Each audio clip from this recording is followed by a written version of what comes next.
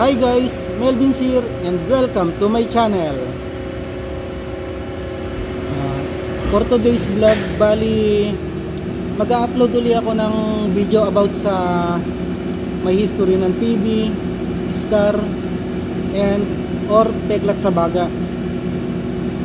Para sa mga kababayan natin na gumuguho ang pangarap o nawawalan ng pag-asa dahil sa lung scar.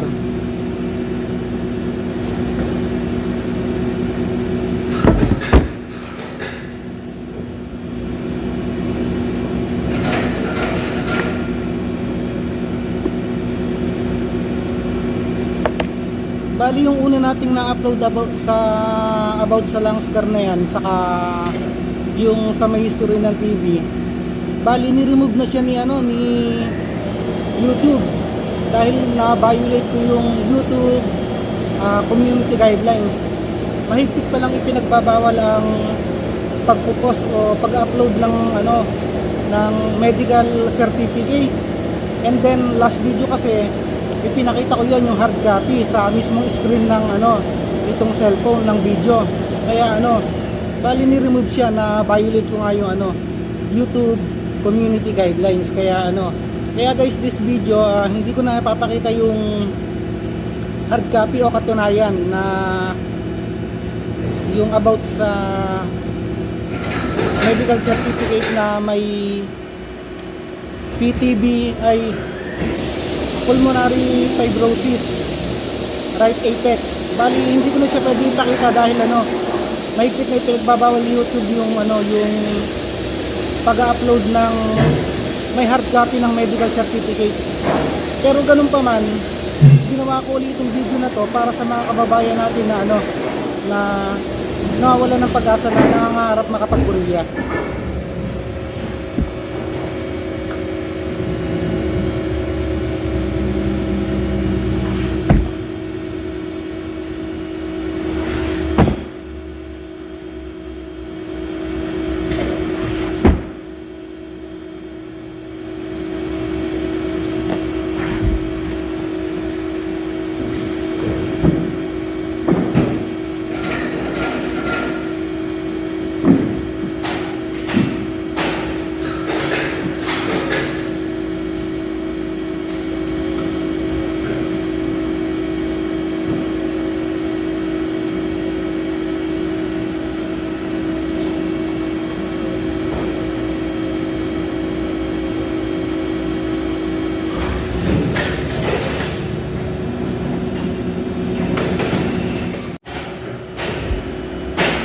And yun na nga guys, mga kabayan.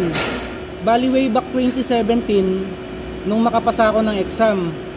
Kasi after mong pumasa ng exam, kailangan mo agad magpasa ng mga requirements tulad ng yun nga kasama na yon, yung medical, para maipasok sa roster yung pangalan mo para sa pagpipilian ng mga employer dito sa South Korea. So yun na nga nagpa-medical ako.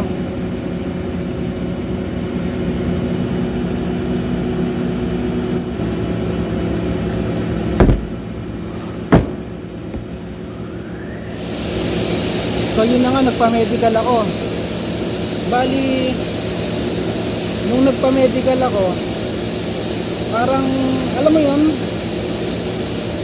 parang gumuho lahat ng mga pangarap mo dahil sa nalaman mo sa resulta ng medical mo. Yung saya dahil pumasa ka sa exam, lahat ng paghihirap mo may kinapuntahan. Pero hindi ko akalain na parang biglang guguho yung mundo mo. Parang biglang gumuho yung mga pangarap mo dahil sa resulta ng medical. Alam nyo bang hindi ako binigyan ng certificate ng medical clinic na pinagpa-medicalan ko dahil nga sa nakitaan ako ng peklat sa baga at hindi raw sila nagre-release ng medical certificate ng may lung scar. Alam nyo ba nung habang pauwi ako, habang nakasakay ako sa LRT, pauwi ako ng Marikina, alam mo yung feeling ng yung tumutulo, bigla na lang tumulo yung luha mo dahil sa resulta ng medical. Halos gumuho, parang pinagtaklubang ka ng langit at lupa dahil parang ala na, doon na natapos yung pangarap mo. Then after ng ilang araw, nagano ko, inisip ko kung ano magandang gawin. And doon nga pumasok sa isip ko yung ano, yung magpa second opinion. Ang clinic pala, iba-iba sila ng ano, hindi ko alam. Pero sa second opinion ko, clear naman daw yung ano, clear naman yung lungs ko. Ewan ko, yun ang sabi kasi, ano, nireleasean nila ako ng ano, ng medical certificate.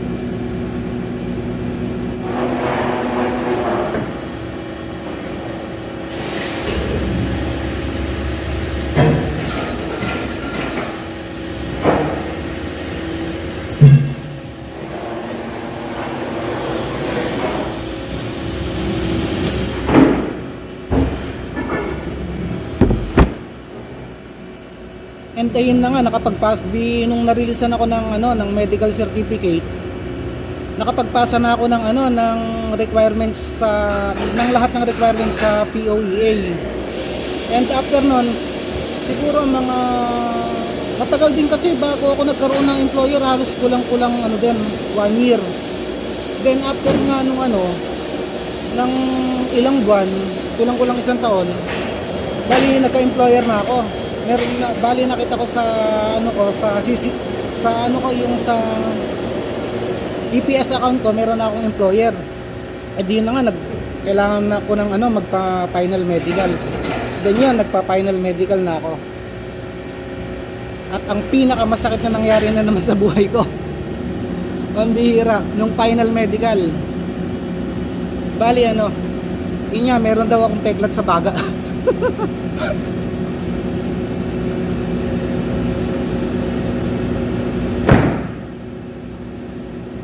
Alam niyo yun, yung tipong ano, yung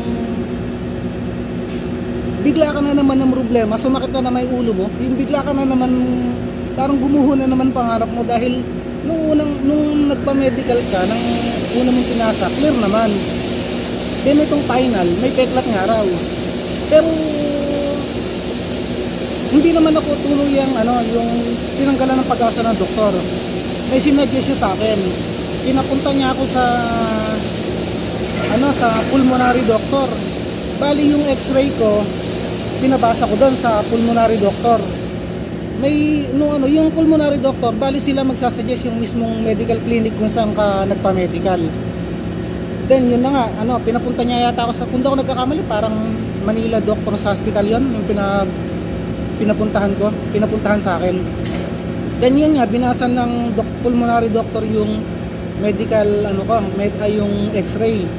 Sabi ng ano, ng pulmonary doctor, meron nga raw akong ano na pulmonary fibrosis right apex. May peklat daw ako sa baga. Pero sa magandang balita, not active. Then ngayon, inano niya sa akin, binigyan niya ako ng clearance na not active. Yun naman ang pinasa ko ngayon sa ano, sa medical clinic na kung saan ako nagpa-medical.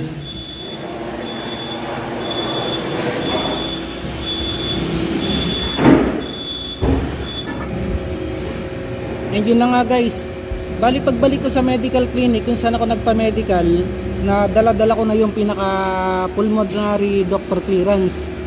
Then pinasa ko na sa medical clinic. Ayun nga, nireleasean na nila ako ng ano, ng medical certificate. And ayun, napakasaya.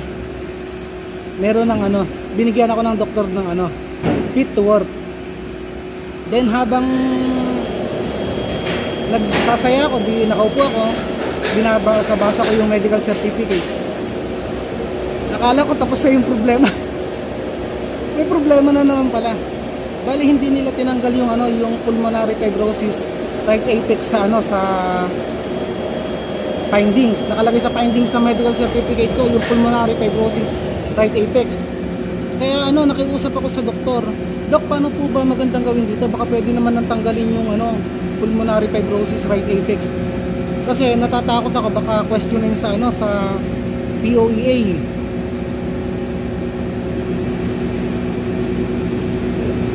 Ayan, pakiusap ko, ala, hindi niya tinanggal. Ay, okay lang yan. Fit to work naman sa ano, sa summary and recommendation.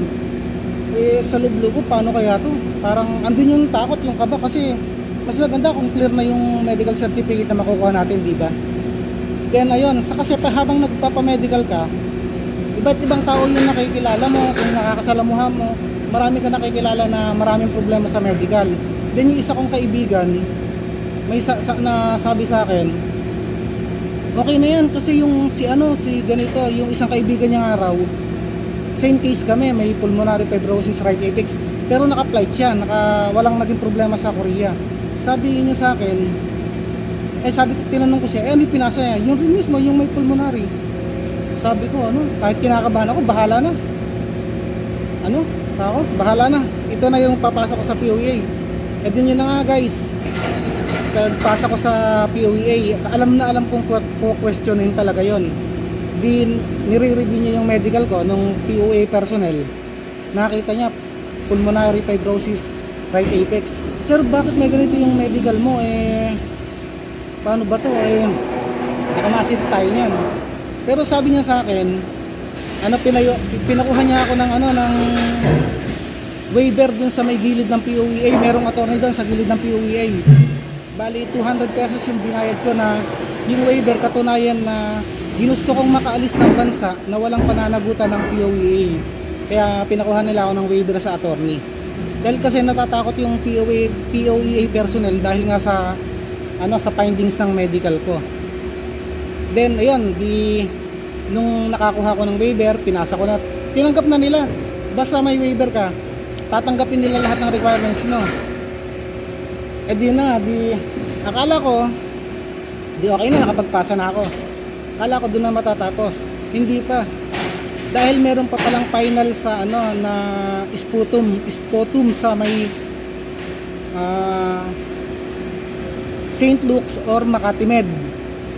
At least yun ang makakasigurado kung may TB talaga tayo, kung may active TB tayo sa sputum na yon. Then sa awa ng Diyos, negative naman. Pero hindi ko na ulit pwedeng ipakita yung medical certificate dahil mahigpit na ipinagbabawal ni YouTube.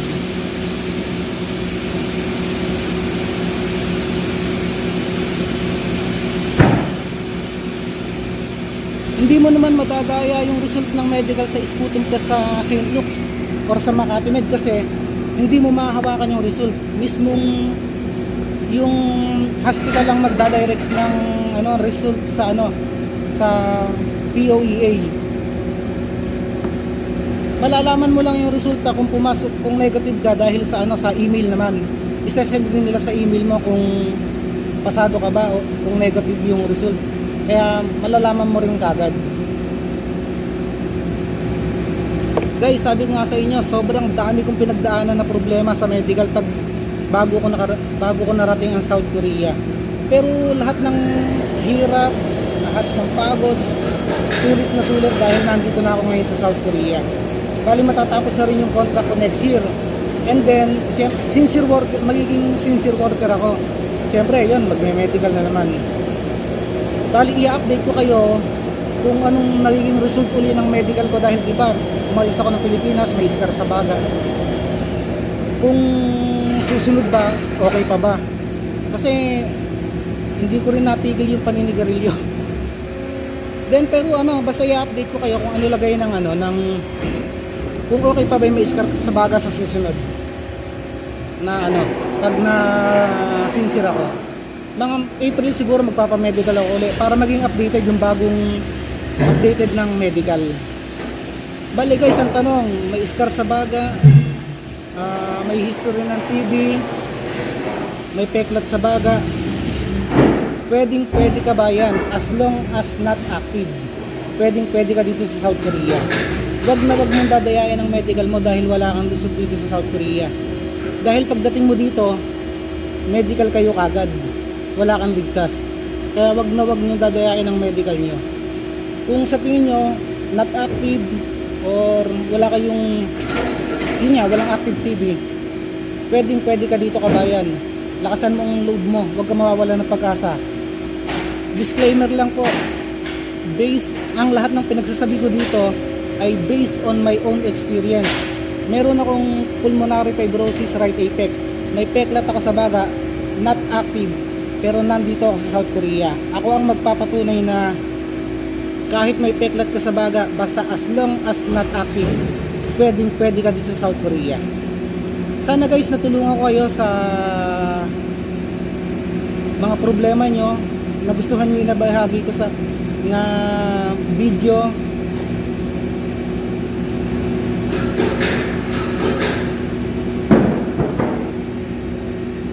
And sana na-inspired kayo sa mga pinagdaanan ko guys. And pahabol, kung natatakot ka pagdating mo sa South Korea after nyo mag-medical, kabayan, kapag konting tips, kapag ikaw ay natulog ng isang gabi sa training center, maglulundag ka na, magsaya ka na, dahil pasado ka sa medical. Kasi kung may problema ka sa medical, yung araw na yon, yung hapon na yon, pababalikin ka na ng Pilipinas, hindi ka matutulog dito sa training center sa South Korea kung bagsak ka sa medical. Kaya kung nakatulog ka ng isang gabi sa medical ay sa South Korea, mag-enjoy ka na, i-celebrate ka na dahil pasado ka. And hanggang dito na lang guys yung video natin. Bali, gumawa uli ako ng bagong video dahil nga alam ko maraming matutulungan yung video na to, yung may history ng TB, scar at peklat sa baga. Kaya nung una na-delete, sabi ko gagawa ako ng bago. Kaya ito, gumawa ako ng bagong video. Thank you for watching guys, and salamat sa panunood. Sana na-inspired kayo sa pinagdaanan kong problema, sa lahat ng naging sakripisyo ko, hirap sa medical. Guys, kahit may lung scar ka, basta not active, fighting. As long as not active, pwede ka sa South Korea. Thank you for watching guys, and see you again on my next video. Bye!